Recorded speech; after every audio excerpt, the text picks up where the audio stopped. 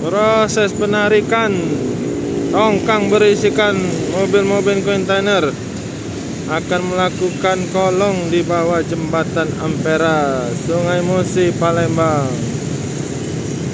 Ini kapal tugboatnya santai aja guys, menarik. Ada 6 mobil kontainer sama mobil puso di sana. Nah, itu prosesnya.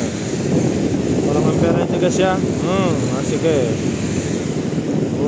Slow saja guys, melakukannya guys, bertarung guys. Posisinya di jembatan Ampera, Ampera Palembang ya. Cara mobil asik. Dari gitu nanti mana kita juga kurang paham ya. Mungkin nanti ada ke perusahaan dari sini ada jembatan LRT daerah Kota Palembang. Terima kasih laporan dari Abid Wise Brother YouTube channel.